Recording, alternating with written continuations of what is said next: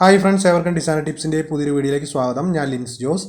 ഇന്നത്തെ ഒരു വീഡിയോയിൽ നമ്മൾ നോക്കാൻ പോകുന്നത് ഫോട്ടോഷോപ്പിൽ എങ്ങനെയാണ് ഒരു ലെയറിനെ ലോക്ക് ചെയ്യുന്നതും അൺലോക്ക് ചെയ്യുന്നതുമാണ്. ഞാനിവിടെ ഒരു ന്യൂ ഡോക്യുമെൻറ്റ് ക്രിയേറ്റ് ചെയ്തിട്ടുണ്ട്. നമ്മൾ സാധാരണയായിട്ട് ഇതുപോലെ ഒരു ന്യൂ ഡോക്യുമെൻറ്റ് ക്രിയേറ്റ് ചെയ്യുന്ന സമയത്ത് അതിൻ്റെ ബാക്ക്ഗ്രൗണ്ട് ലെയർ ഡീഫോൾട്ടായിട്ട് ലോക്കായിട്ടായിരിക്കും വരിക.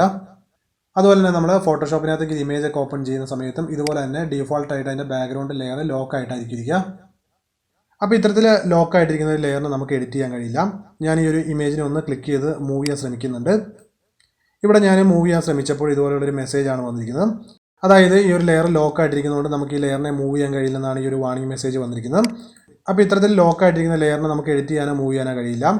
അപ്പോൾ ഈ ഒരു ലെയറിനെ നമുക്ക് എഡിറ്റബിൾ ലെയർ ആയിട്ട് മാറ്റാൻ വേണ്ടിയിട്ട് ഇതിനെ അൺലോക്ക് ചെയ്യണം. അതിനായിട്ട് ഈ ഒരു ലെയർ സെലക്ട് ചെയ്തതിന് ശേഷം നമുക്ക് ഡബിൾ ക്ലിക്ക് ചെയ്യാം. ഇവിടെ ഞാൻ ഡബിൾ ക്ലിക്ക് ചെയ്ത സമയത്ത് ഇതുപോലുള്ളൊരു ഡയലോഗ് ബോക്സ് വന്നിട്ടുണ്ട്. ഇവിടെ നമുക്ക് ഓക്കെ പ്രസ് ചെയ്യാം. ഇപ്പോൾ ഈ ഒരു ലെയറിൻ്റെ റൈറ്റ് സൈഡിലുണ്ടായിരുന്ന ലോക്ക് ഐക്കൺ മാറിയിട്ടുണ്ട്.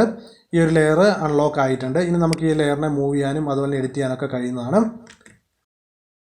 അതുപോലെ നമ്മൾ ഒരുപാട് ലെയറുകളുള്ള ഒരു ഡോക്യുമെൻറ്റിൽ വർക്ക് ചെയ്യുന്ന സമയത്ത് നമുക്ക് ഏതെങ്കിലും ഒരു ലെയർ സ്പെസിഫിക് ആയിട്ട് ലോക്ക് ചെയ്ത് വെക്കണം, അല്ലെങ്കിൽ ഏതെങ്കിലും ലെയർ സ്പെസിഫിക് ആയിട്ട് അൺലോക്ക് ചെയ്യണമെന്നുണ്ടെങ്കിൽ നമുക്ക് അതും ചെയ്യാവുന്നതാണ്. അതിനായിട്ട് ഇപ്പോൾ ഈ ലെയറുകളൊന്നും ലോക്കായിട്ടല്ല ഇരിക്കുന്നത്. നമുക്ക് ഈ ലെയറുകളെ മുഴുവനായിട്ട് ലോക്ക് ചെയ്യണമെന്നുണ്ടെങ്കിൽ ഞാൻ ഈ ഒരു ഫസ്റ്റത്തെ ലെയറിനെ സെലക്ട് ചെയ്യുന്നുണ്ട്. അതിനുശേഷം നമ്മൾ ഷിഫ്റ്റ് കീ പ്രസ് ചെയ്ത് ഹോൾഡ് ചെയ്തതിന് ശേഷം ഏറ്റവും താഴത്തെ ലെയറിൽ ഞാൻ ക്ലിക്ക് ചെയ്യുന്നുണ്ട്. ഇപ്പോൾ ഈ ലെയറുകളെല്ലാം ഒരുമിച്ച് സെലക്ട് ആയിട്ടുണ്ട്. ഇനി ഇതിന് മുകളിലായിട്ട് ഒരു ലോക്ക് ഐക്കൺ കാണാവുന്നതാണ്. ഈ ഒരു ലോക്ക് ഐക്കണിൽ ഞാൻ ക്ലിക്ക് ചെയ്യുന്നുണ്ട്. ഇപ്പോൾ ഇവിടെ എല്ലാ ലെയറുകളെയും ലോക്ക് ചെയ്തിട്ടുണ്ട്. അതുപോലെ നമുക്ക് എല്ലാ ലെയറുകളെയും ഒരുമിച്ച് അൺലോക്ക് ചെയ്യാനായിട്ട് നമുക്ക് ഈ ലോക്ക് ബട്ടണിൽ ക്ലിക്ക് ചെയ്യാം. ഇപ്പോൾ ഇവിടെ അൺലോക്ക് ആയിട്ടുണ്ട്. അതുപോലെ തന്നെ നമ്മൾ പല വർക്കുകളുടെ ഫോട്ടോഷോപ്പ് ടെംപ്ലേറ്റുകൾ ഇൻ്റർനെറ്റിൽ നിന്ന് ഡൗൺലോഡ് ചെയ്യാറുണ്ട്. അത്തരത്തിൽ ഡൗൺലോഡ് ചെയ്ത് കഴിയുന്ന സമയത്ത് ഇതുപോലെ ചിലപ്പോൾ ലെയറുകളെല്ലാം ലോക്കായിട്ടായിരിക്കും ഇരിക്കുക. അപ്പോൾ നമുക്ക് ഇതിനകത്തുള്ള ഏതെങ്കിലും ലെയറിനെ എഡിറ്റ് ചെയ്യണമെന്നുണ്ടെങ്കിൽ ആ ഒരു ലെയർ സെലക്ട് ചെയ്തതിന് ശേഷം നമുക്ക് ലോക്ക് ബട്ടണിൽ പ്രസ് ചെയ്യാം. ഇപ്പോൾ ഈ ലെയർ ഇവിടെ അൺലോക്ക് ആയിട്ടുണ്ട്. ഞാൻ ഈ ഒരു ഇമേജിൻ്റെ ലെയറാണ് അൺലോക്ക് ചെയ്തിരിക്കുന്നത്. ഇനി നമുക്ക് ഈ ഒരു ഇമേജിനെ ക്ലിക്ക് ചെയ്ത് ഡ്രാഗ് ചെയ്യാനോ അല്ലെങ്കിൽ എഡിറ്റ് ചെയ്യാനോ ഒക്കെ കഴിയുന്നതാണ്. അതുപോലെ നമ്മളിപ്പോൾ ഈ ഒരു ഫോട്ടോഷോപ്പിൻ്റെ ഈ ഐക്കണിൽ വന്നതിന് ശേഷം റൈറ്റ് ബട്ടൺ പ്രസ് ചെയ്ത് ഞാൻ ഈ ഒരു ലെയർ സെലക്ട് ചെയ്യുന്നുണ്ട്. ഈ ഒരു ലെയർ ഇപ്പോൾ സെലക്ട് ചെയ്തിട്ടുണ്ട്. ഇതിപ്പോൾ ലോക്കായിട്ടാണ് ഇരിക്കുന്നത്.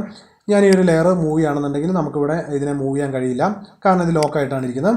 അപ്പോൾ ഇതുപോലെ ഈ ഒരു ലെയറിനെ നമുക്ക് അൺലോക്ക് ചെയ്തതിന് ശേഷം എഡിറ്റ് ചെയ്യാവുന്നതാണ്. അപ്പോൾ ഫോട്ടോഷോപ്പിനകത്ത് എങ്ങനെയാണ് ലെയറുകളെ ലോക്ക് ചെയ്യുന്നതെന്നും അൺലോക്ക് ചെയ്യുന്നതും നമ്മൾ മനസ്സിലാക്കി. ഈ ഒരു വീഡിയോ എൻ്റെ എല്ലാ ഡിസൈനർ സുഹൃത്തുക്കൾക്കും യൂസ്ഫുൾ ആകുമെന്ന് വിചാരിക്കുന്നു. ഈ വീഡിയോ നിങ്ങൾക്ക് ഇഷ്ടമായിട്ട് ലൈക്ക് ചെയ്യുക, അതുപോലെ നിങ്ങളുടെ വാല്യുബിൾ ആയിട്ടുള്ള കമൻറ്റ്സ് കൂടി രേഖപ്പെടുത്തുക. ഒപ്പം ഈ ഒരു ചാനൽ നിങ്ങൾ ആദ്യമായിട്ടാണ് വീഡിയോ കാണുന്നുണ്ടെങ്കിൽ ഈ ചാനൽ സബ്സ്ക്രൈബ് ചെയ്യുക. അതിനോടൊപ്പമുള്ള ബെല്ലൈക്കൺ കൂടി പ്രസ് ചെയ്ത് നോട്ടിഫിക്കേഷൻ കൂടി എനേബിൾ ചെയ്ത് വയ്ക്കുക.